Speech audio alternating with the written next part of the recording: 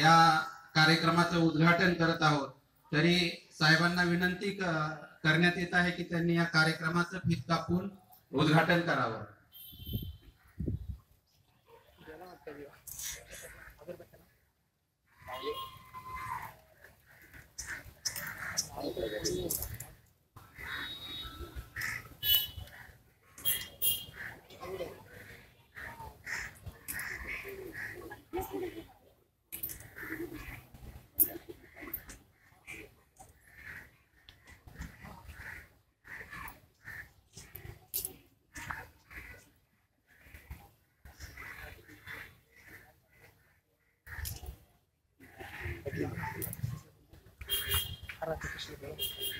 कार्यक्रमाचे उद्घाटक हरिभक्त परायण प्रकाश महाराज गायकवाड, गावरी कृषी विद्यापीठ.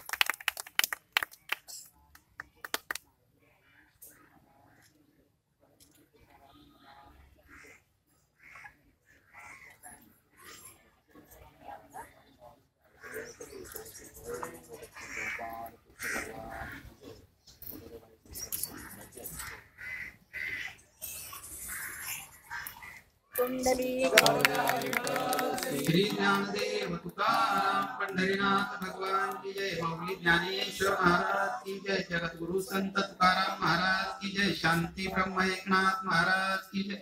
सच्चिदानंद श्रीपाद बाबा की जय. सच्चिदानंद रामदास बाबा की जय. अवधूत चिंतनम श्री गुरुदेव दत्त गोपाल कृष्ण भगवान की जय. चला सर्वांनी इथं पुढे येऊन बसायचंय.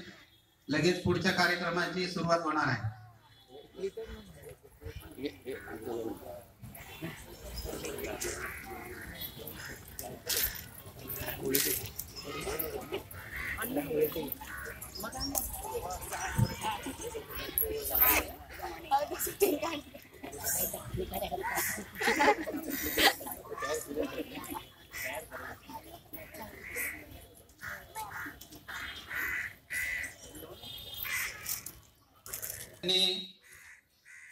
मनोगत व्यक्त केलं की बाबा आम्हाला या ठिकाणी मेळावा आयोजित करायचा आहे, तुमचं सहकार्य अपेक्षित आहे.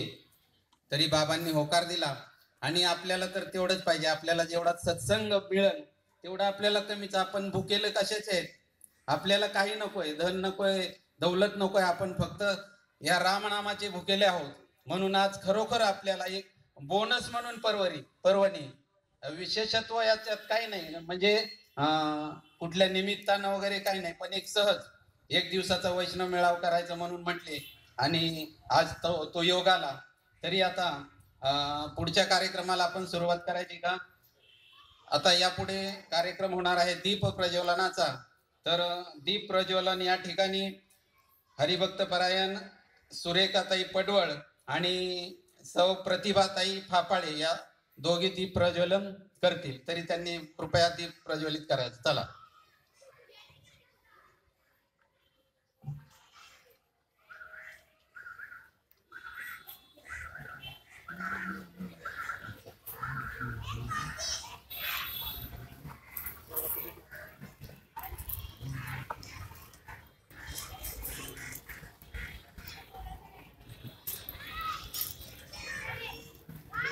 दीप प्रज्वलनानंतर कलश पूजन हरिभक्त परायण रामदास साहेब कंसे यांच्या हस्ते कलश पूजन होणार आहे. तरी त्यांनी त्या ठिकाणी कलश पूजन करायचं आहे. चला.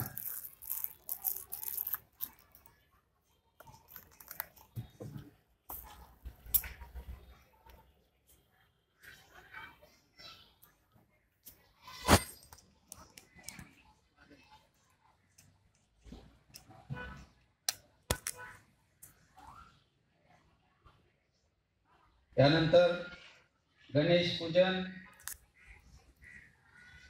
हरिभक्त परायण जगन्नाथ महाराज येडगे यांनी गणेश पूजन करायचंय.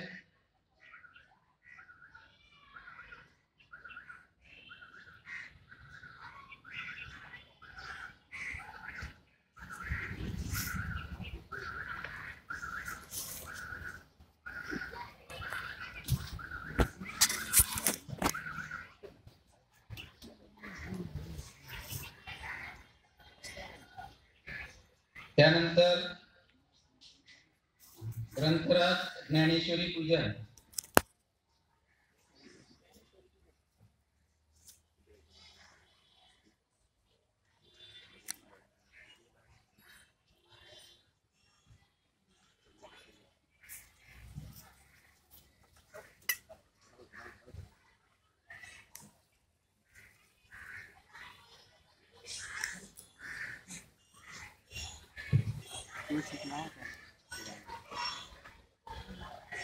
योगेश्वर सेवा मंडळ परेरावाडी अध्यक्ष श्री राजेंद्र श्रीराम साळवी यांनाही खरोखरच आपण त्यांना द्यावे तेवढे धन्यवाद थोडेच आहेत, कारण असे उपक्रम सहजासहजी कोणी राबवत नाही.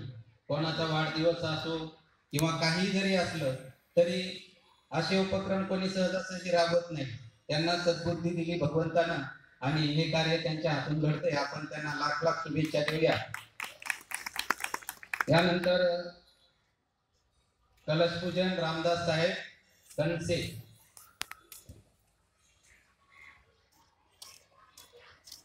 नंतर गणेश पूजन जगन्नाथ महाराज येडगे. आपण गणेश पूजन करायचं आहे.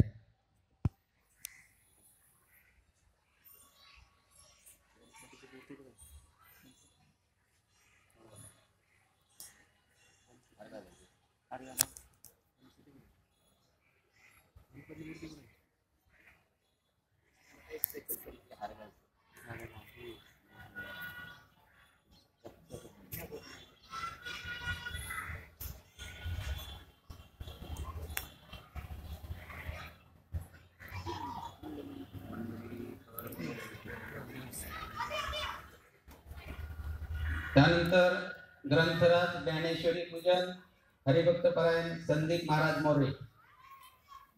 ग्रंथराज ज्ञानेश्वरी पूजन हरिभक्त परायण संदीप महाराज मोरे. आपण कृपया ज्ञानेश्वरी ग्रंथ पूजन करायचं आहे. त्यानंतर संत प्रतिमा पूजन हरिभक्त परायण दिगंबर महाराज नांदे. संत प्रतिमा पूजन हरिभक्त परायण दिगंबर महाराज नांदे.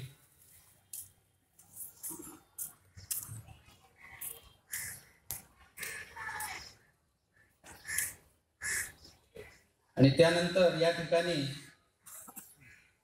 एक प्रतिमा लावलेली आहे जी संपूर्ण 5 दशक महाराष्ट्रावर यांचा अधिराज्य होतं. असे सर्व मराठी माणसाच्या गळ्यातले ताईत आणि हिंदू हृदय सम्राट बाळासाहेब ठाकरे यांच्या प्रतिमेचं पूजन मी माननीय अध्यक्ष श्री राजेंद्र श्रीराम साळवी यांना विनंती करतो. आपण हिंदू हृदय सम्राट बाळासाहेब ठाकरे यांच्या प्रतिमेचं पूजन करावं.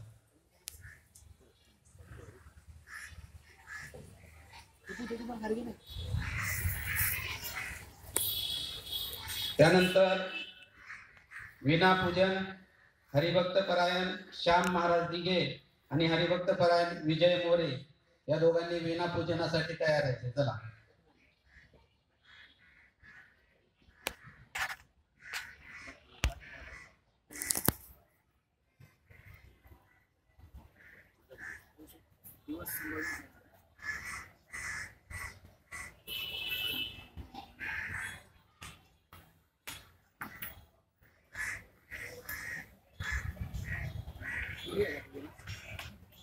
विना पूजन श्याम महाराज दिघे आणि विजय महाराज मोरे यांच्या हस्ते विना पूजन होत आहे.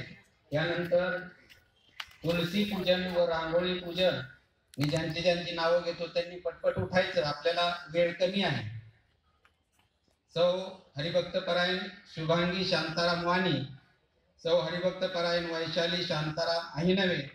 हरिभक्त परायण गलांडे मावशी. हरिभक्त परायण गायकर मावशी आणि हरिभक्त परायण सुचित्रा सुभाष मोरे यांनी रांगोळी पूजन आणि तुलसी पूजन करायचं. पटकन उठायचं, आपल्याकडे वेळ कमी आहे.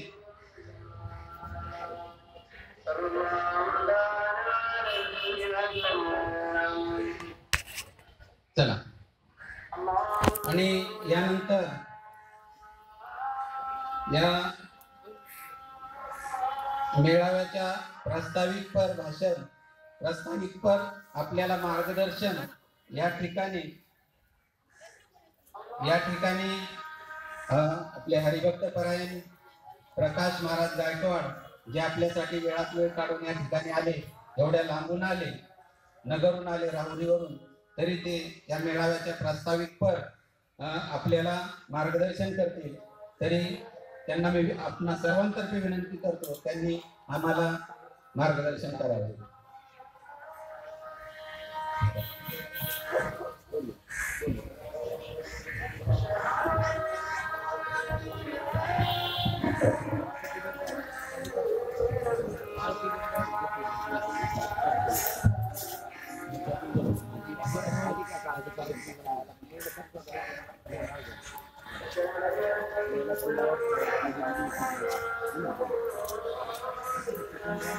महेश्वरा गुरु साक्षात परब्रह्म तस्मै श्री गुरुवे नमः.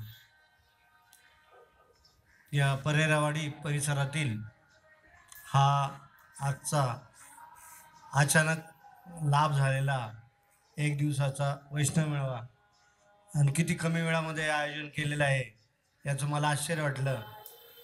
इकडे होकार म्हणला आणि तिकडे लगेच पत्रिका सुद्धा आली.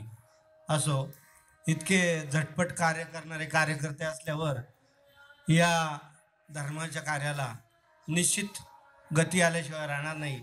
कारण तुमच्या आपल्या सगळ्यांचं ध्येय एकच आहे की धर्माचे पालन करणे, पाखांड खंडन हेच आम्हा करणे काम, बीज वाढवावे नाम. भगवंताचं जे नामरूपी महात्म्य आहे हे तुम्हाला आपल्याला अंतःकरणापासून रुजलेलं आहे, पटलेलं आहे, अनुभवास आलेलं आहे. म्हणूनच ही धडपड चाललेली आहे की हे ज्ञान सर्वांना, समाजातील सर्व स्तरातील लोकांना कळावं, हा आंतरिक हेतू असल्यामुळे ही धडपड यापूर्वीच्याही लोकांनी केली, आजही चालू आहे आणि उद्या हेच चालू राहणार आहे. कारण त्यांच्या अंतःकरणामध्ये जे परिवर्तन झालेलं, जो बदल झालेला आहे, तो बदल हे दर्शवतो की आता आपण गप्प बसून चालणार नाही. म्हणूनच किती लांबून लांबून तुम्ही सगळे आलात. खरोखर तुम्हाला त्या कार्याची एक जाणीव आहे आणि म्हणून तुम्हाला एक सगळ्यांना उपमा दिलेली आहे. वैष्णवाचा धर्म तुम्हाला सगळ्यांना माहिती आहे. विष्णुमय जग वैष्णवांचा धर्म, भेदाभेद भ्रम अमंगळ. इथे भेद हा विषयच नाही आहे.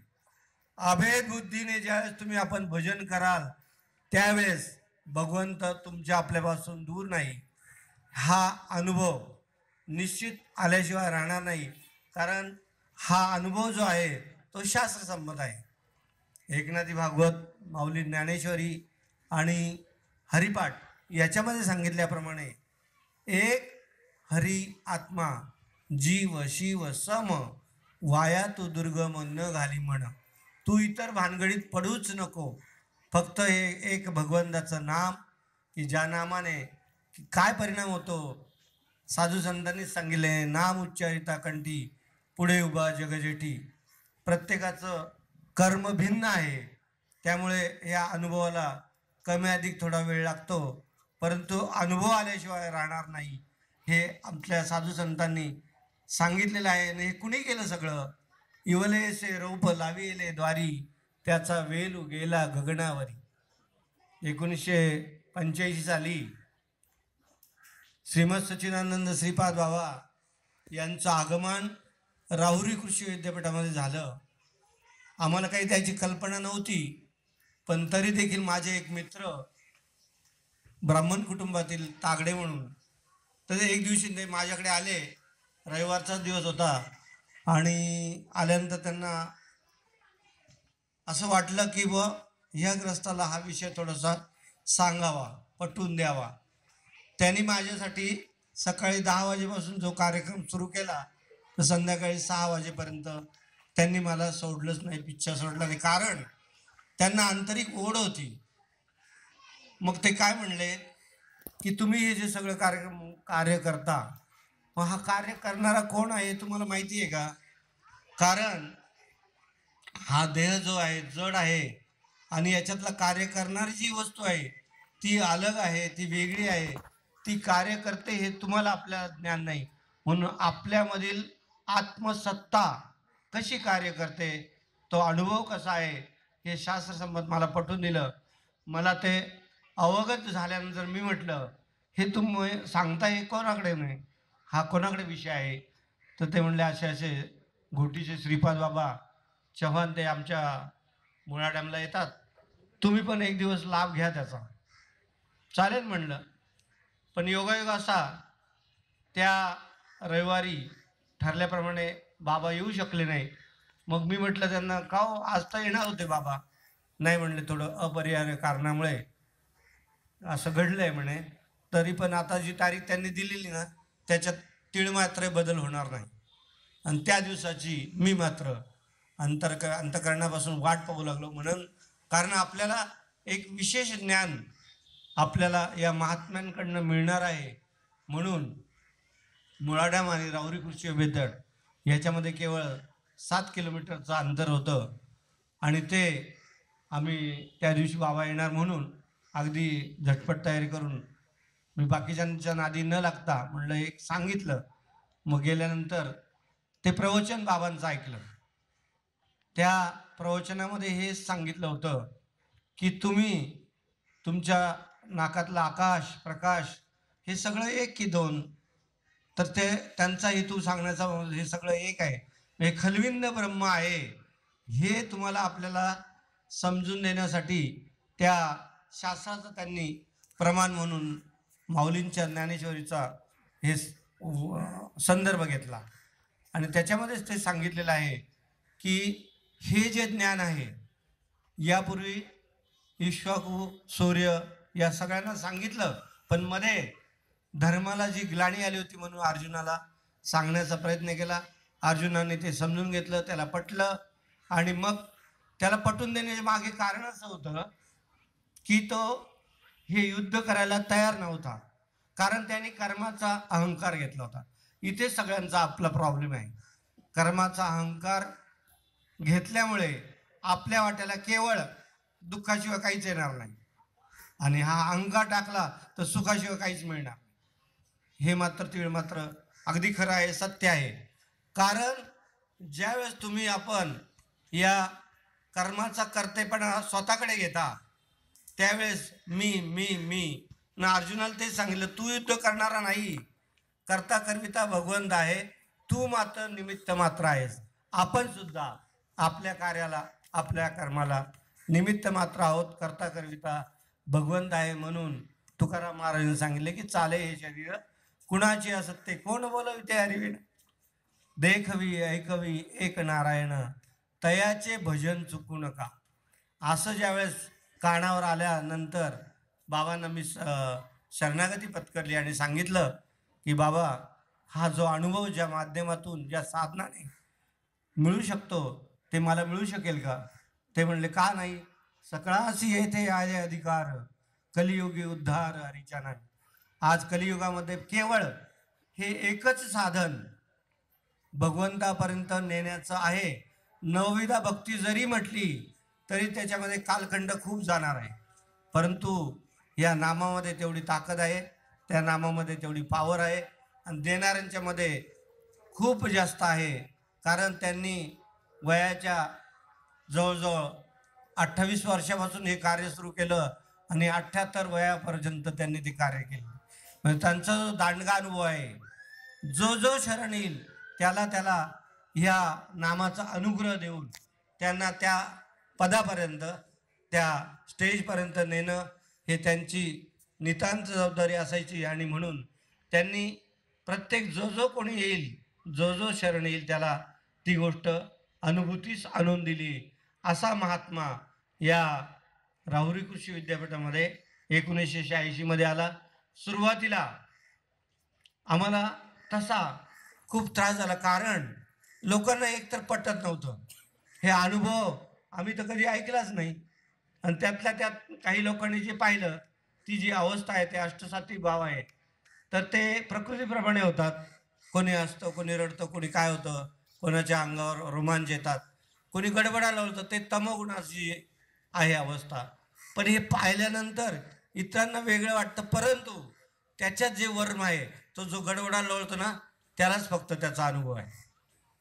कारण तो पूर्ण त्याच्यामध्ये तल्लीन झालेला असतो आणि कुठल्याही कार्यामध्ये जर तल्लीन झाला तर त्याचा आनंद तल्लीन होणाऱ्यालाच फक्त माहिती आहे. म्हणून एका ठिकाणी म्हटलं की वो जो दारू पिऊन सुद्धा तो त्या आनंदामध्ये तल्लीन होतो, रममाण होतो. मग तसं या नामाच्या ह्याच्यामध्ये काही पॉवर असेल का नसेल, आणि ही ज्यांनी अनुभवास घेतली ते आमचे बिलाडे साहेब, त्यांनी तो विषय या परिसरामध्ये आणला, राहुरी कृषी विद्यापीठामध्ये आणला. केवळ त्यांचे तसे खूप उपकार आहे, कारण त्यांना काय घेणं पडलं होतं, परंतु आपल्याला जे समजलं, जे जे आपणाशी ठावे ते ते इतरांशी सांगावे, शहाणे करून सोडावे, हे सगळ्यात महत्त्वाचे. शहाणे करून सोडावे सकळ जन. नाहीतर काही काही काय करतात, आपला ग्रुप तयार करतात, कुठं तिकडे जाऊ नका, तिकडे अमुक करू नका, परंतु शहाणे करून सोडावे. एकदा तुम्हाला त्या गोष्टीचा अनुभव आला की तुम्ही मात्र आता मुक्त आहात. पण तुमची मूळ जी भावना आहे ती कशी आहे माहिती का? ती मुक्त स्वरूपातली आहे, कारण तुमचं स्वरूप आत्मा आहे.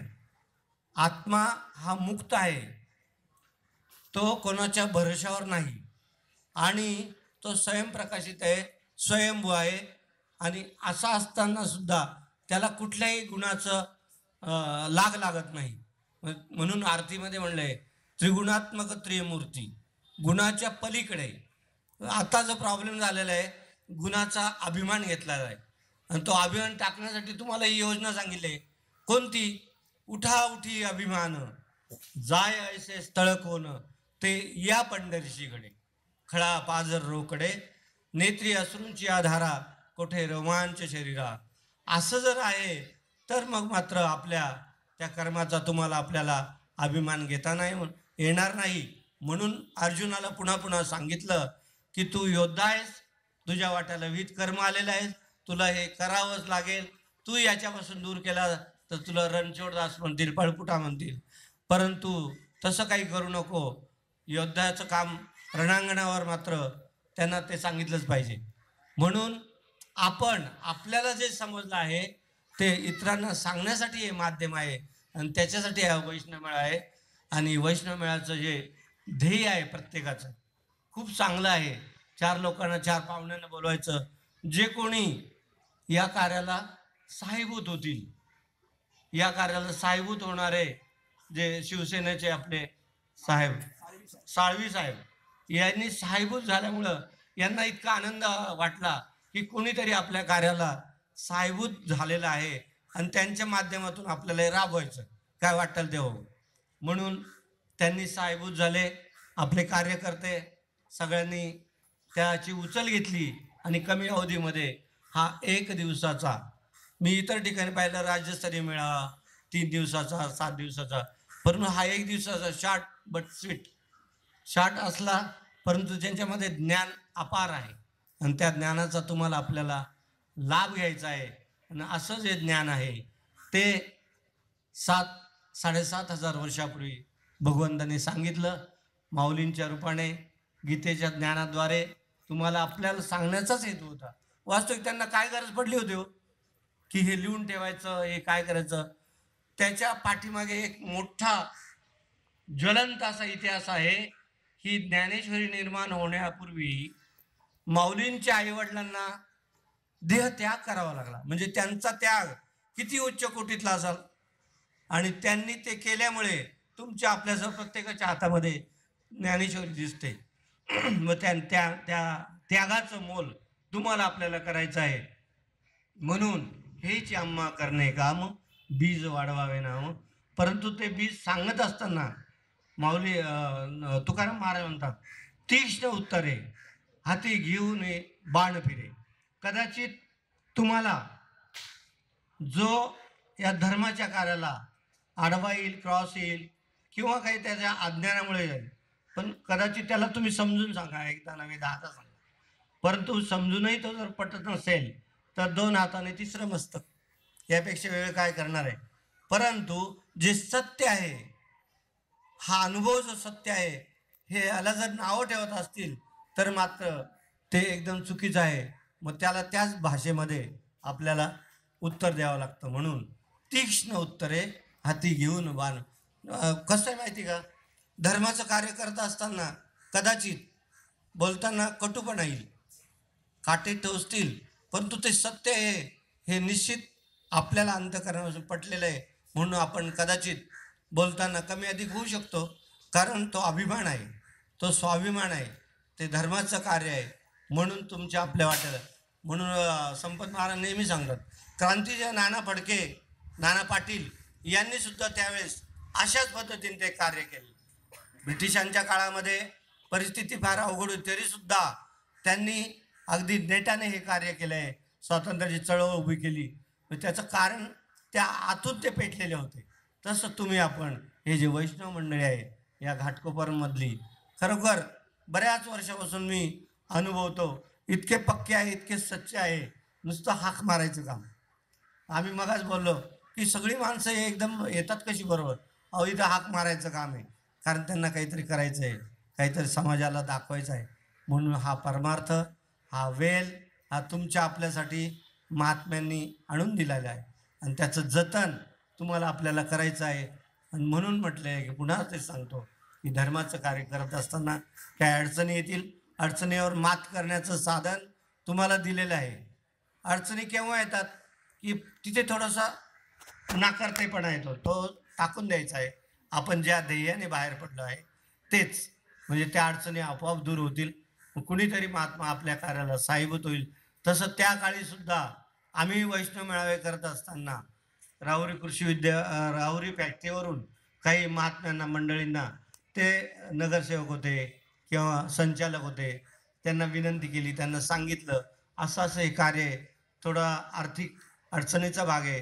त्यांनीसुद्धा प्रेमाने बाबांच्या शब्दावर साहेबूत झाले. मग ते अन्नदान सेवा असेल, पंगत असेल, मंडपाचं कार्य असेल किंवा कुठल्याही कार्याला ते मात्र साहेबूत झाले. आणि त्यांचेसुद्धा या कार्यासाठी निश्चित आभार मानणं गरजेचं आहे. असा तो जो काळ होता, अपरिमित म्हणजे प्रतिकूल परिस्थितीमध्ये बाबांना खूप त्रास झाला त्यावेळेस.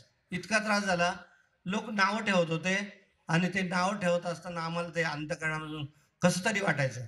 म्हणून आम्ही एकच काम केलं, पहिलं शास्त्र ताब्यात घेतलं आणि शास्त्रामध्ये जे आहे ते त्यांना दाखवून दिलं. हे आमचं मताचं काही नाही, इथं अनुभूतीचा जो विषय आहे तो शास्त्रसंमत परमार्थ आहे. म्हणून अनुभूतीपूर्वक घेतलेला अनुभव हा जगाला सांगण्यामध्ये खूप आनंद वाटतो.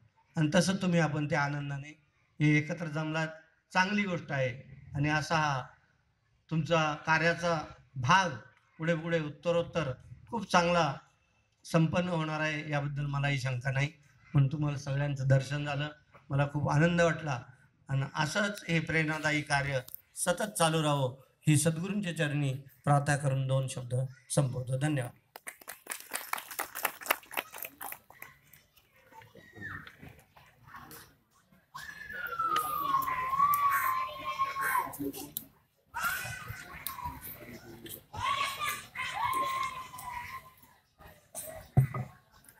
आपल्या सर्वांच्या विनंतीला मान देऊन